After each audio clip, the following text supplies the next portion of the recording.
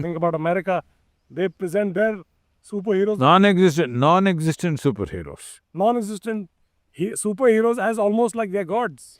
And that is where I want to say, get your perspective on, either why is it or how do we change that? Because See, unfortunately, we have slowly curated a world where gentleness is seen as weakness. We have always been told that we don't go like this into some place, we go like this. We don't go like this. Because we thought that's gross, and it is gross. But today, everybody is like this, all right? No, we are like this because our whole civilization has grown with the fundamental that in terms of our subjectivity, being less is more. Being nothing is everything. The word Shiva means that which is not. That's aspiration. Whether it's Rama, Krishna, everybody worshipping him because that is the aspiration. So, we don't want to be more than you. We will feel it's very obscene. If I sit here with you, I want to sit on a bigger chair and act like I'm bigger than you. We see that as an obscene act. So we always… So this is misunderstood as we don't have pride in who we are. We have a lot of pride in who we are. But our pride is not an obscene pride as being superior to you. Our pride is just we value things in a certain way. When I say we value, why is Rama celebrated? Though his entire life is a series of tragedies. Loses his wife, loses his kingdom, loses his wife, loses his children, almost killed his children, never got to see his dear wife again. Obviously, she was very dear to him if he has to walk 3,000 kilometers to get her, all right, to fight a battle to get her.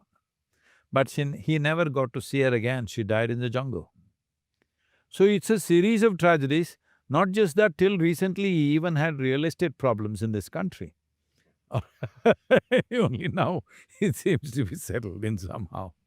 Even his birth is questioned by our present-day politicians. Did he exist or not? So, what is our subjective history or a subjective presentation of our history is being labeled as mythology by our so-called historians. Though there is a humongous amount of evidence to show, and above all, it's there in the living memory of the people. It didn't suddenly pop up because I read one book. It's something that's been transmitted from generation to generation as a living memory of history. But we don't value that. Just because a scholar wrote a book, that becomes true. My grandmother told me this is what I saw and it's not true. Come on, where are we coming from? Unfortunately, we have gotten lost in this nonsense. So, it is definitely time that we presented our history, which is organic and of subjective relevance to the world in that context. And it's very important the world begins to see this, that the lives of people of the past must be learnings for the people of the future. Otherwise, what is the point of the silly facts that you read in a history book? sure. And that is something that I think over the last 400–500 years of our Indian history, because of the Mughal invasions and then the British rule, I think has continued to build that victim mindset, which I think is changing in the generation of today, which I think is a great amplification of India and what Indianness means. I think we're seeing a lot of young people of India today take a lot of pride about… You're talking about me or… No, okay, I'm sorry. You're forever young. I think one of the biggest responsibilities that anybody who's playing the character of some of these great, people like Ram or Rama or Ravana or Hanuman and Sita, are always going to be subject to a lot of public scrutiny and criticism. Anybody who steps into those, what I would call nobody can ever be Rama in the world. That is a very special and Why do you say that?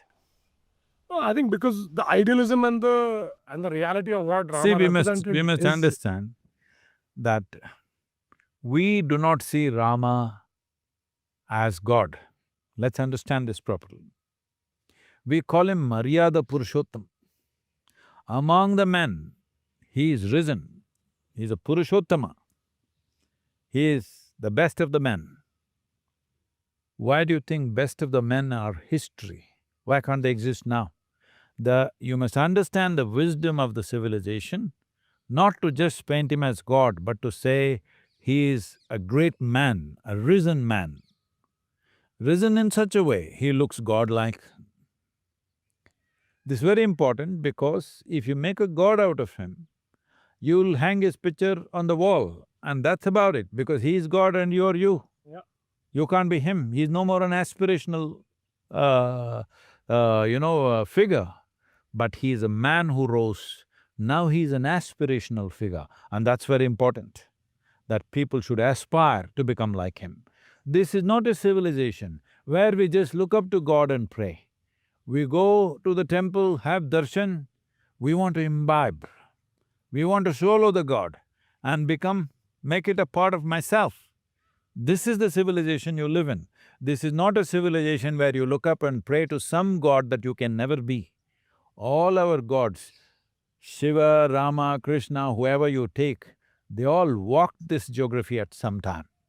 They went through trials and tribulations that most human beings won't go through in their life. But they did not surrender their humanity.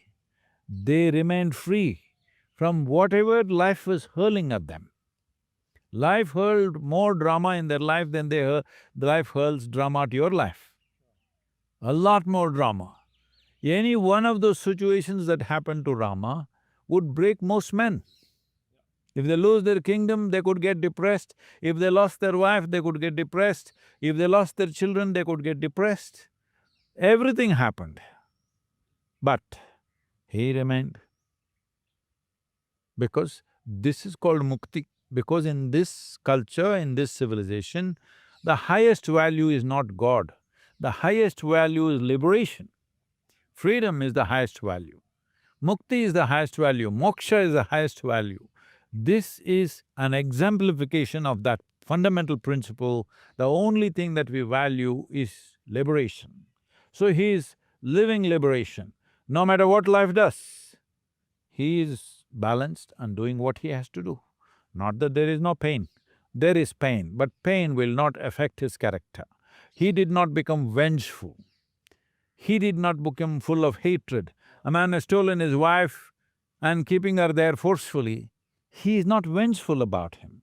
After killing Ravana, he goes for 1 year of repentance. Lakshmana laughs, "What is your problem? This man stole your wife and you're repenting for his death?" So he said, among the various characteristics he had of lust, greed and so many things, there was one characteristic, that he was a great devotee.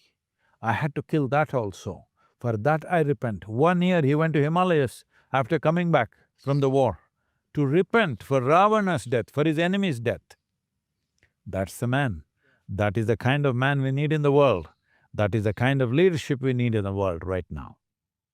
So Sadhguru, what you just said obviously is great in terms of the context of why people need that, but humans are not without flaws. And the fact that the journey to transcend your life, when you make mistakes and you have flaws in them, and in order to become a Maryada Purushottam, you have to go through the journey of life and learn from the mistakes that one makes.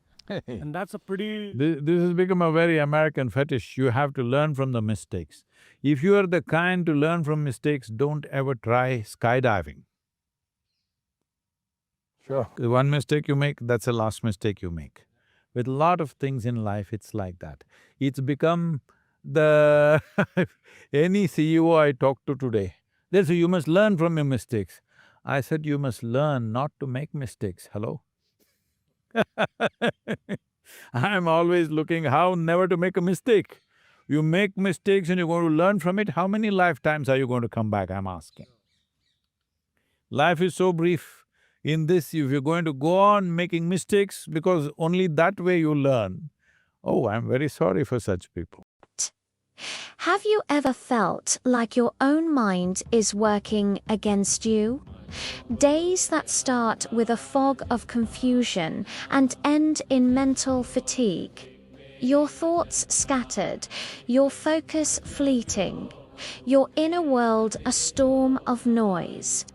We live in an age of information, yet feel a deep lack of clarity. We chase endless stimulation, yet lose our connection to our own innate intelligence. But what if I told you there's a path? A way to unlock the full potential of your mind, to cultivate sharpness, and to find profound inner stillness without retreating from the world. Thousands around the world have walked this path, guided by the timeless science of yoga. Many started exactly where you are, feeling mentally stuck, overwhelmed, and searching for a way to expand their own capabilities. They believed their intelligence was a fixed trait, a limit they could never surpass. And yet, they discovered within themselves a capacity for growth they never imagined was possible. Shambhavi Mudra. Like diabetes, hypertension, asthma, eating disorders, and many of these kinds which are all essentially generated from within. All these things can be quelled from within if only we are willing to pay a certain level of attention to the innermost dimension of who we are. Inner engineering is a powerful process of approaching the inner core of who you are in a scientific manner, and this is definitely a way to create a healthful life. Now, that same transformative power is available to you right here, right now, through the profound wisdom shared by Sábio. The journey begins with a simple, yet revolutionary understanding. Your brain is not a static object. It is alive, dynamic, and capable of remarkable growth. Recent scientific studies are only now beginning to confirm what the yogic tradition has known for millennia. Through dedicated and precise practices, you can literally grow your brain, enhancing its function and expanding your intellectual and perceptual abilities. Imagine a daily practice, just 21 minutes of your time, being the catalyst for a monumental shift. Within just a few months, this small commitment can bring about a significant improvement in your mental clarity, your sharpness of thought, and your overall intelligence. So something that I particularly noticed is how comfortable I am within myself. My insecurities seem to have reduced a lot. My relationship with others also had improved significantly. I think I became more inclusive than what I was before. Up until Shambhavi in January 2021, I've just been living with pain in the body.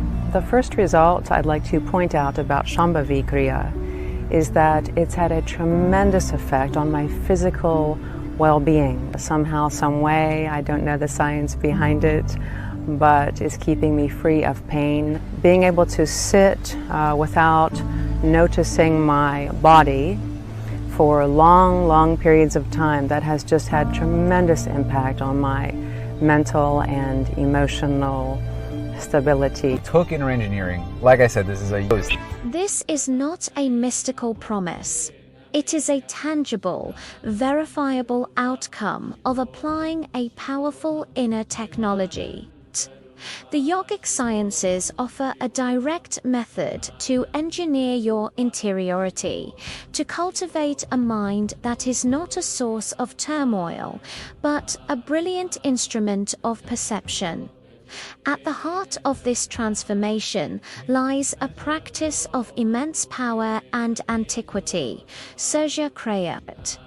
While many are familiar with Surya Namaskar, which is a beautiful salutation to the sun, Surya Kriya operates on a much deeper, more fundamental level. It is not merely a physical exercise or a gesture of reverence. It is a potent spiritual process designed to activate the inner sun. What does this mean? Within your own system lies a reflection of the grand cosmos. The sun, the source of all life and energy on this planet, has a correspondent within you, the solar plexus or Manipura chakra. Surya Kriya is a meticulous and powerful practice that systematically awakens this inner solar energy. Shambhavi Mahamudra, just a simple practice for 21 minutes increases brain function and neuronal regeneration. This means as you grow old, you will become more intelligent. Usually young people think you're getting stupid. Yes, your brain is actually growing, you understand? It's getting better by the day. Now there is scientific evidence. We always knew this, but today a meter has to say it. If a man says it, it's not true. If a man says it, it's doubtful. But a meter has to say it, now the meters are saying it. The meters are saying your brain is actually growing by doing a simple 21-minute practice. And you don't believe the meter, you just do the practice for 3 months and see, you will see how clear and how smart your mind is suddenly. Surya Kriya is a powerful process of activating the sun within you. When I say activating the sun within you, sun is in every aspect of whatever you see on this planet. Fundamentally, it is a solar energy which is driving life on this planet. So when we do Surya Kriya, we want to generate that energy within the system. There is a cousin to Surya Kriya, which is a Surya Namaskar. Surya Namaskar is a kind of practice that evolved out of Surya Kriya.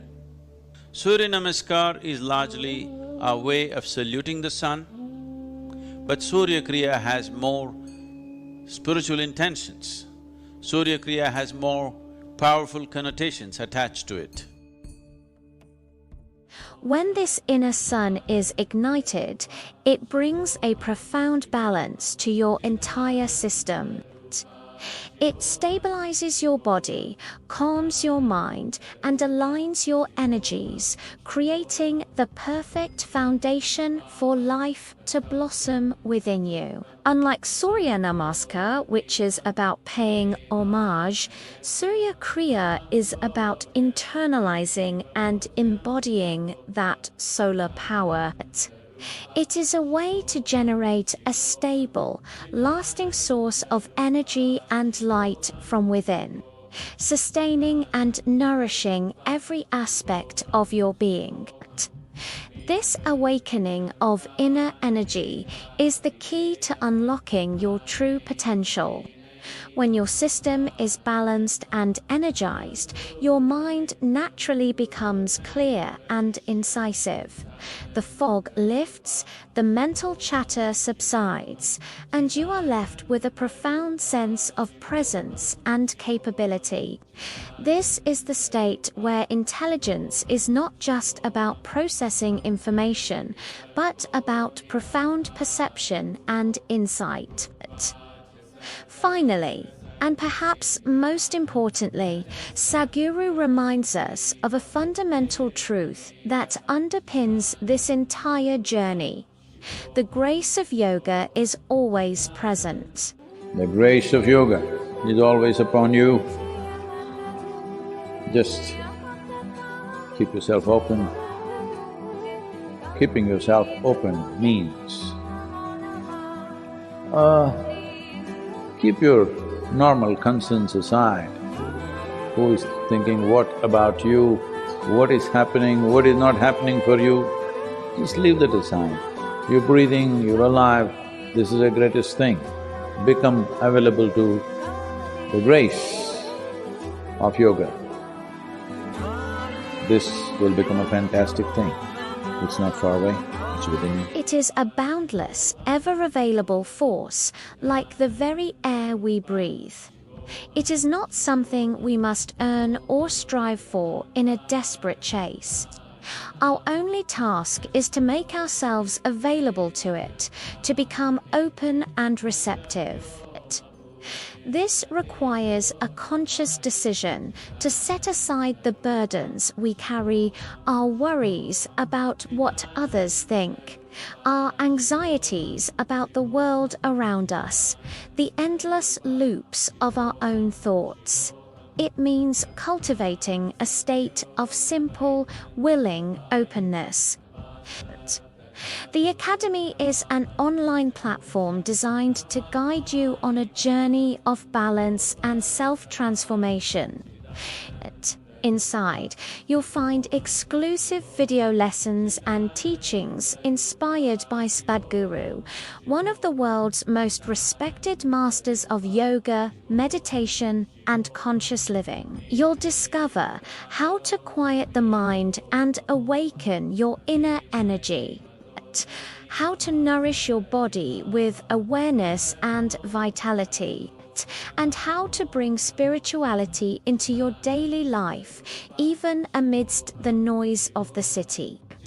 These teachings have already transformed millions of lives across the planet. Entrepreneurs, artists, parents, professionals, ordinary people who rediscovered the joy of simply being. Because yoga is not just exercise, it's a science of inner alignment.